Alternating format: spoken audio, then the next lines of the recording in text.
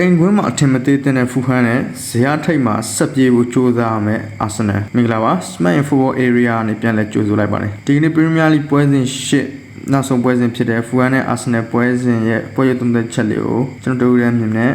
ဆွေးနွေးသုံးသပ်ပေးပါရစေပထမဆုံးအနေနဲ့ဒီနှစ်သင်းရဲ့ပေါ်ထွက်လာနေရှိတဲ့လူစင်းအခင်းချင်းကိုတစ်ချက်ကြည့်အောင်ကျွန်တော်ဒီကနေ့ပွဲစဉ်ကတော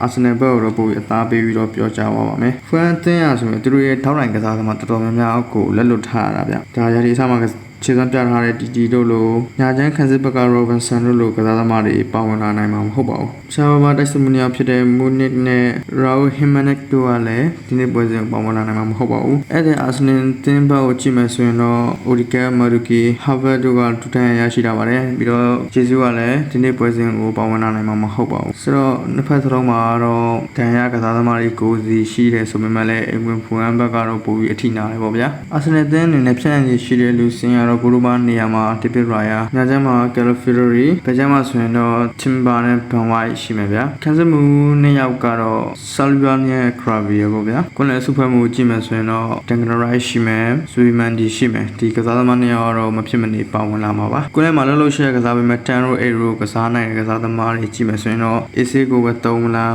မယ်ရီနိုပဲသုံးမလားဒါကတော့အာတီတာရဲ့ရွေးချယ်မှုပေါ်မူတည်ပါတယ်ကျွန်တော်ပြည်သက်တဲ့အနေနဲ့ကတော့အေဆေကိုပဲသုံးစီချင်ပါတယ်ဒါကတော့သူရဲ့တန်ရိုကသူရဲ့နေရာမှန်ဖြစ်လို့ပါသူတို့အေဆေကိုရာကိုယ်နဲ့မှာထားသုံးမယ်ဆိုရင်တော့ဘေရှန်တိုက်စစ်နေရာမှာတော့မာတင်နယ်လီနဲ့ထရောဆန်ရှိမှာဗျမာတင်နယ်လီနဲ့ထရောဆန်နေရာမှာတော့အာတီတာအနေနဲ့ကတော့ထရောဆန်အောင်ပဲပုံမဦးစားပေးလာနိုင်ပါတယ်ညချမ်းမှာတော့ထုံးစံတိုင်းမင်းသားကြီးဆာကာပါတိုက်စစ်မှာဆိုရင်တော့ဂျော့ဂရက်ရှိပါမယ်ဒီနေ့တင်းရဲ့တွေ့ဆုံမှုပြန်ကြည့်မယ်ဆိုရင်တော့နောက်ဆုံး5ချိန်မှာအာဆင်နယ်အသင်းဟာ2ပွဲနိုင်2ပွဲသရေတပွဲရှုံးဆိုတဲ့ရလဒ်ကိုရရှိထားပါဒီနေ့ပြောချင်တာကဖူဟန်အင်ကွင်းဟာအာဆင်နယ်အသင်းကိုတော်တော်လေးဒုက္ခပေးနိုင်ပါတယ်ဖူဟန်ဟာနောက်ဆုံးကစားခဲ့တဲ့အိမ်ကွင်းပွဲစဉ်3ပွဲမှာအာဆင်နယ်အသင်းအနေနဲ့ဖူဟန်ကိုတပွဲသာအနိုင်ရရှိထားပြီးတပွဲရှုံးတပွဲတည်ဆိုတဲ့ရလဒ်ကိုရရှိထားပါပြင်ဖူဟန်ဟာဒီနေ့ရာသီပရီးမီးယားလိဂ်ရှုံးပွဲအိမ်ကွင်းရှုံးပွဲလုံးဝမရှိထားပါဘူး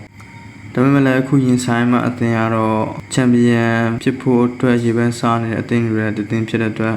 ဖူဟန်အနေနဲ့ကတော့တော်တော်လေးခက်ခက်ခဲခဲကိုရှင်ပြိုင်ရမှာပါအာဆင်နယ်အသင်းဘက်ကိုကြည့်မယ်ဆိုရင်အာဆင်နယ်အသင်းဟာဒီနေ့ပွဲစဉ်ကိုအနိုင်ရရှိမှအောင်ဖြစ်မှာပါ။ဘာကြောင့်လဲဆိုတော့သူတို့နဲ့လက်ရှိချန်ပီယံဖြစ်ဖို့ရှင်ပြိုင်နေရတဲ့လီဗာပူးအသင်းတွေကလည်းမနေ့ကမှမန်ချက်စတာယူနိုက်တက်နဲ့အင်္ဂလန်ဒါဘီကစားဖို့ရှိပါတယ်။အဲ့ဒီပွဲစဉ်မှာလီဗာပူးအသင်းတွေနဲ့ဂျာမနီရရှိမလားဆုံးရှုံးမလားဆိုတာပုံသေးပြောလို့မရတဲ့အနေအထားတစ်ခုမှာအာဆင်နယ်အသင်းကတော့ဖူဟန်အသင်းနဲ့တွေ့ဆုံတဲ့ပွဲမှာအနိုင်3မှတ်ကိုဖြစ်မနေကိုရယူမှအဆင်ပြေမှာပါ။ဒါမှလည်းအဆင့်1နေရာမှာဆက်လက်ပြေးနေမှာပါ။ညီကိုတို့အနေနဲ့ရောဒီနေ့ပွဲစဉ်မှာအာဆင်နယ်အနေနဲ့ဘယ်လိုလူစင်းတွေအာတီတာအနေနဲ့ဘယ်လိုလူစင်းတွေထုတ်လာနိုင်မလဲဒီပွဲရလက်တွေရောဘယ်လိုတွေဖြတ်သွားနိုင်မလဲဆိုတော့မရဆွေးနွေးခဲ့ပါအောင်ဆက်လက်ပြီးကျွန်တော်ဆွေးနွေးချင်တဲ့အကြောင်းအရာကတော့ဒီနေ့တဲ့ပွဲစဉ်ကိုအပျော်ပါကစားမဲ့ညီကိုတို့ပါကျွန်တော်အခုလက်ရှိဒီဗီဒီယိုလုပ်နေတဲ့အချိန်မှာတော့အာဆင်နယ်တင်ရဖူဟန်တင်ကို1.55ဆိုတဲ့ဂျီတန်တစ်ခုပေးထားပါတယ်ဒီဂျီတန်ကတော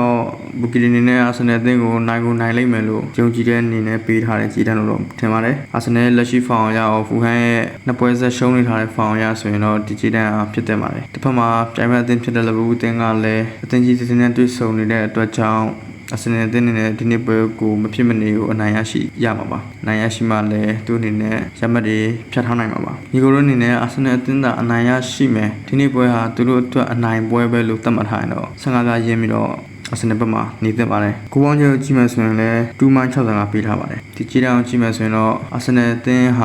ဂိုးတွေတအားပြတ်မယ်လို့တော့မထင်မိပါဘူးဖူဟန်အသင်းအနေနဲ့ကတော့အာဆင်နယ်အသင်းကိုဒုက္ခပေးနိုင်တဲ့အသင်းဆိုတော့ညာလဲသူတို့ရဲ့လူစင်းသူတို့ရဲ့လူရင်အားတောင်းတမှုမရှိတဲ့အတွက်သူတို့အနေနဲ့ဒီနေ့ပွဲစဉ်ကိုခန်းစစ်တာအသာပြီးဆော့ဖို့များပါတယ